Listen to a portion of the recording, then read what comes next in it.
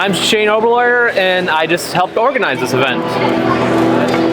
The reason we put this event on is we thought that there was a need for this community. There's all sorts of good makers, and there's all sorts of things like craft shows that happen here, but we never really get to see the making happen. And so that's what the point of this event is to have that inspiration of actually seeing the things being made and how they're put together. How long have you been into making things? I've been into making things, probably not my whole life, but maybe since I was like 10-ish. But I suppose if you count Legos, I was in at 5 or 6.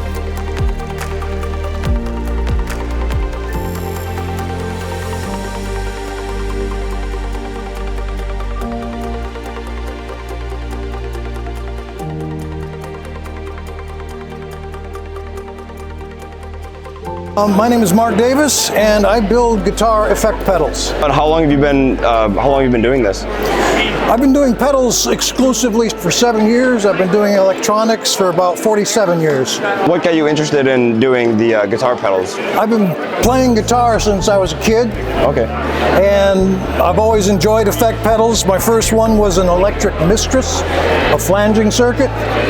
And I just got tired of paying the local shop 50 bucks a pop every time my amp broke. So I went to the library and read up on what a resistor is and what capacitors do.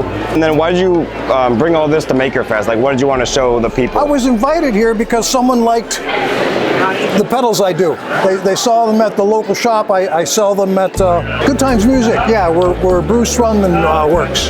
Oh, awesome. He owns the shop there. And he's been kind enough to give me a little space in his shelf. And Alex from the MakerFest here, he saw them and said, hey, why don't you come on down? Okay. That's awesome. So what did you do before you started making these in your, like when you had your full-time job or? Oh, I was in IT. IT? Okay. I'm retired IT. Okay, cool. And retired about 8 years, and you retire and you get bored pretty quick, so I started doing this. Yeah. Have you lived in Houghton your whole life, or are you new to the area? No, I wasn't born in the UP, but I got here as quick as I could. Okay. What made you come up here? My roots are from here.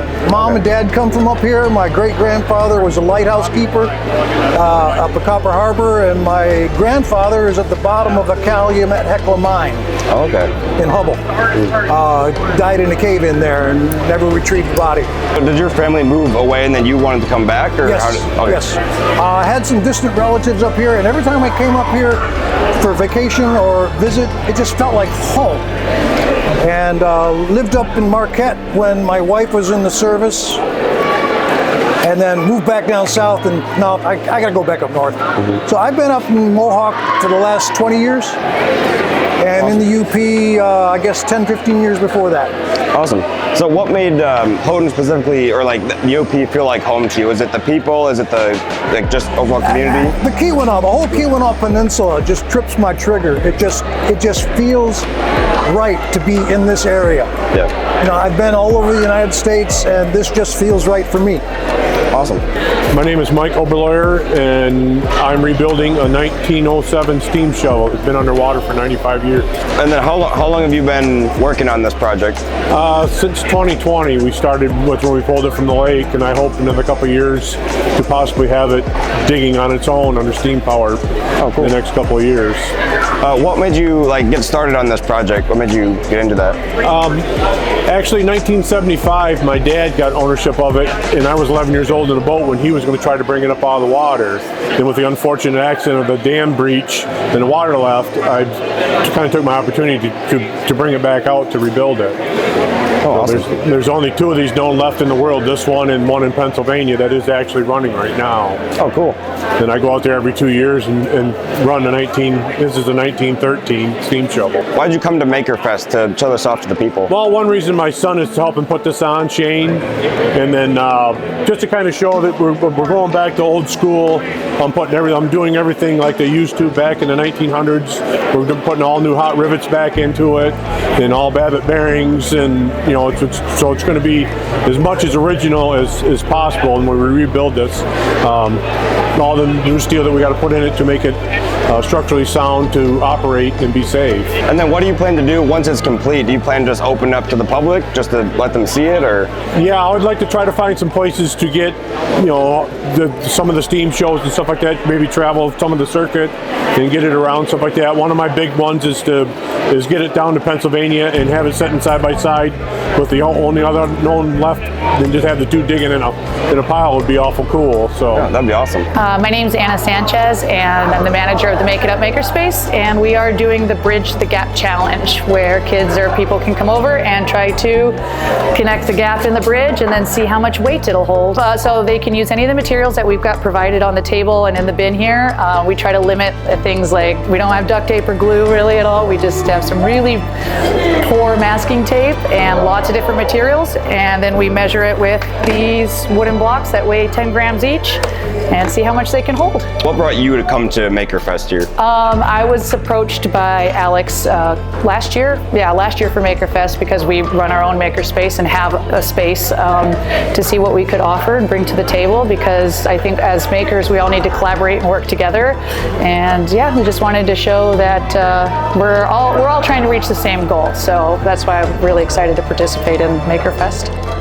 I've always been an artist and have always been building stuff, but I actually got thrown into it.